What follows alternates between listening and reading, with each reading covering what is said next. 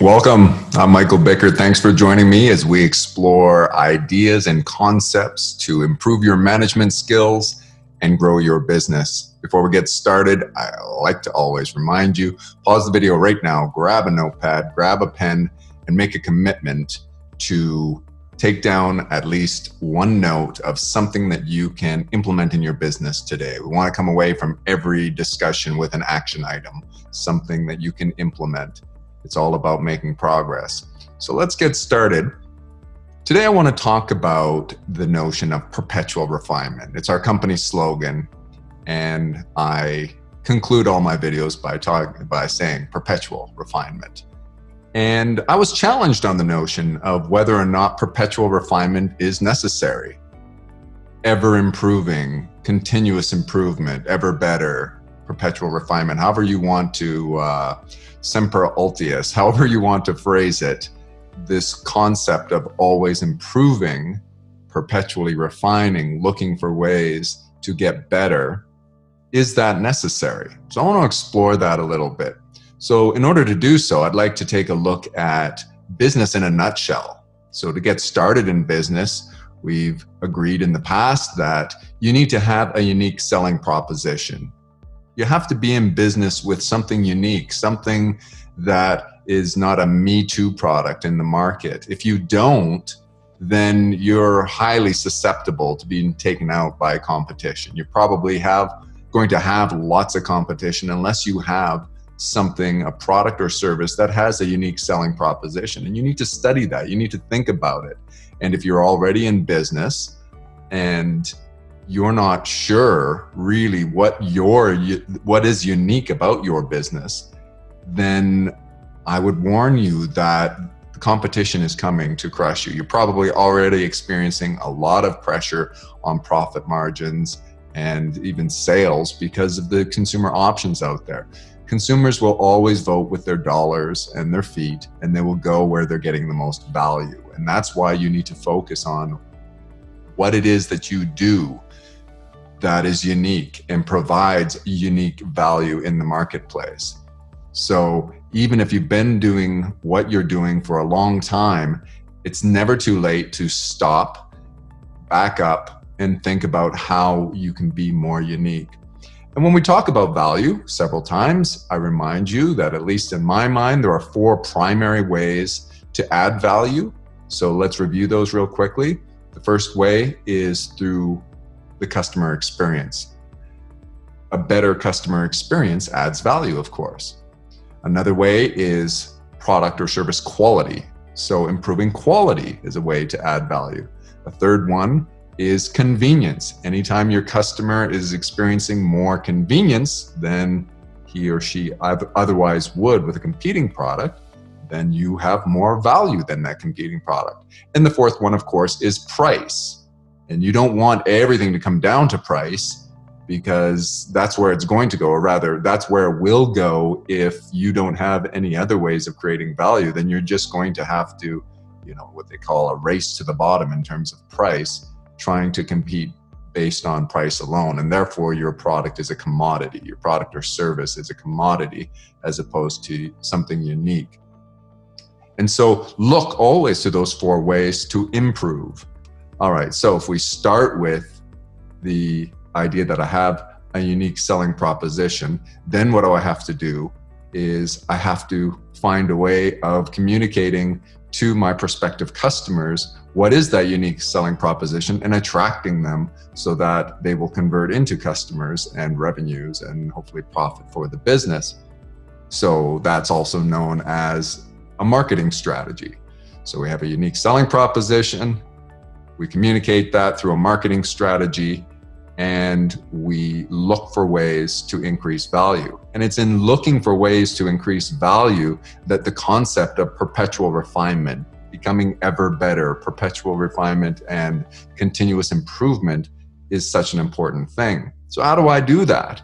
I've talked in other videos about the 7 forms and even a bonus one, the 8 forms of muda or waste. And anytime you can attack waste in your business and you can eliminate waste, you're going to add value. And often what happens in that case is you will drive down expenses. And when you drive down expenses, then you can offer better prices, which is one of the 4 primary ways to add more value. You can offer better prices without sacrificing profit margin because you've become more efficient by driving out waste. And then, of course, other forms of waste impact the customer's convenience, and other forms of waste impact product quality and the customer experience. So anytime we can eliminate waste, we are improving. So those are ways to drive innovation and continuous improvement, perpetual refinement. So that's the premise that I based this concept on, but I was challenged on it. And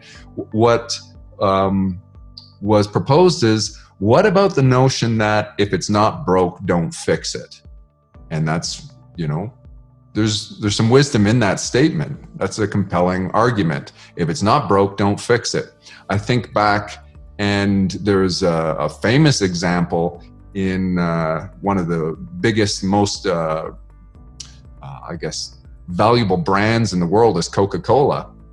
And I think in the early 80s, they were doing these taste tests against Pepsi.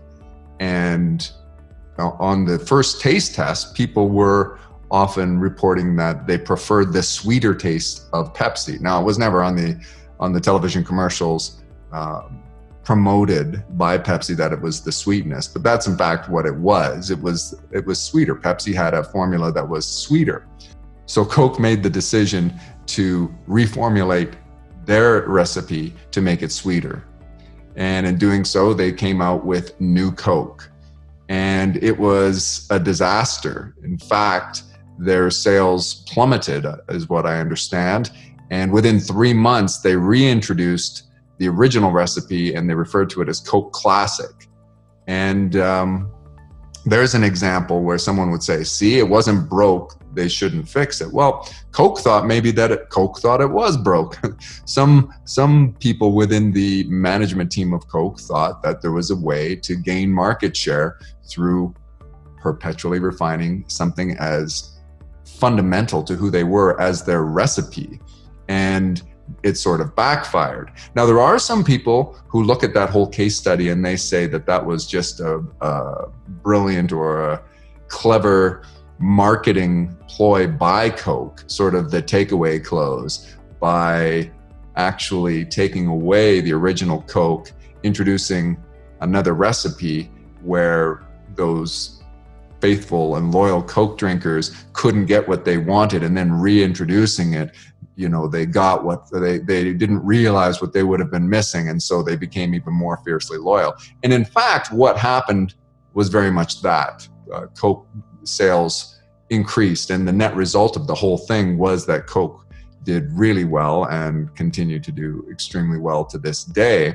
I don't think they were that clever. I don't think the marketing gurus at Coke actually did that. But sometimes some of the most or the best things that happen in your business are born of mistakes. And I believe that's the case with Coke and Coke Classic. The New Coke and Coke Classic was they made a decision to try to mess with something that maybe they should not have. And in the end, their decisions and their marketing, their management reaction to what they did do ended up being, in the end, the right decision, and their consumers responded with more loyalty and that increased sales.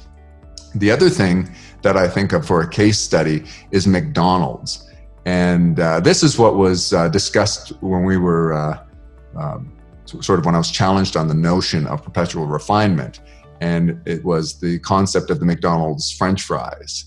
I can't think of McDonald's and McDonald's fries without thinking of that famous bit by comedian Jim Gaffigan. I'll link to it in the reference in the notes, where he talks about McDonald's. And in that bit, sorry, spoiler alert, and I don't want to butcher his comedy, but he makes the comment, has your mother ever made anything as good as the McDonald's French fry? Not even close. And so we all kind of have to admit that McDonald's makes pretty good fries, and they have been a huge part of the McDonald's experience for so many years. And one of the things about it is you know what to expect. You may have a particular place, maybe you have this famous diner in Montreal where you get poutine that would crush in a taste test McDonald's fries or whatever. But in terms of just going and getting some fries, you know what you're going to get, and they always meet or exceed your expectations. McDonald's is great at that. So should they perpetually refine? Should they work to improve those fries? Or would it be another case of Coke, the new Coke? And it's a really interesting case study and thing worth discussing, because I submit to you that McDonald's fries, as you know them, got to the point where they're so consistently good by management deciding to perpetually refine. And there's a great story behind McDonald's fries as well. In fact, Malcolm Gladwell in his podcast, The Revisionist History, does a really good job of relating the story on the history of McDonald's fries and how they came. And they did make a really bad decision. And so I'll link to that in the show notes as well. Make sure you check that out. It's a really interesting story regarding when McDonald's went away from beef tallow to vegetable oil and frying and making their fries. But going back, and you think to the early days where the McDonald's brothers and Ray Kroc were interacting, and then as Ray Kroc took over, there is this situation where the fries would have went through innovations in order to get to what we know today. And so perpetual refinement was, or refinement at least, you'd say, well, not perpetual refinement, Michael, they're not refining anymore. I still doubt that. Theoretically, I believe they are. But going back, they would have had iterations. In fact, it's said that the McDonald's brothers advised Ray Kroc that you never want to reuse the oil that has been used to, or the grease, or in this case, beef tallow, that has been used to cook something else like fried chicken or something like that. Never use that to cook your fries, as many restaurants do for cost savings. And it is said that Ray Kroc followed that advice, and he ensured that they always use oil for cooking fries. That's the only thing they cook with it. So that is an example of, they decided that based on experience and based on perhaps customer feedback.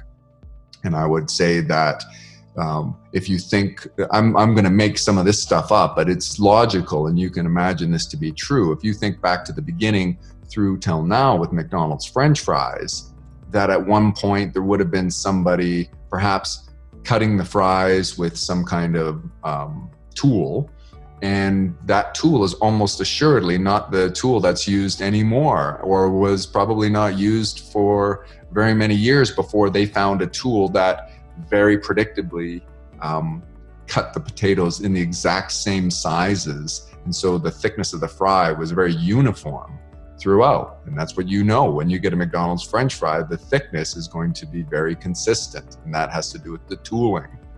And then what about the length of time that it's fried for? How long do the fries stay down in the oil or the tallow or whatever it was at the time, in whatever iteration? There was probably some testing that went on there, and they refined that. How much salt did they put on the fries? I'm sure that they tested more and less salt. Do they soak the fries in something before? Do they fry them more than once? These types of things would have been part of the refinement process, all designed to increase value, to increase customer loyalty, and what the customer comes away from in terms of the experience of those fries. It gets better and better. At one point, somebody had to manually drop the basket into the fryer and then time it. And you can imagine that person in the management system of the business may have gotten distracted, flipping a burger or dealing with a customer or something like that. And then perhaps the fries stayed down a minute too long, or they, based on convenience, had to bring them up 30 seconds too early. Well, they've changed all that. Of course, the fries would be automatically lowered into the oil and automatically brought up at the right time. The amount of salt they put on them, I'm not sure how they do that. I've never worked at McDonald's, but those of you who have can probably comment and let us know how they determine how much salt, and what kind of salt.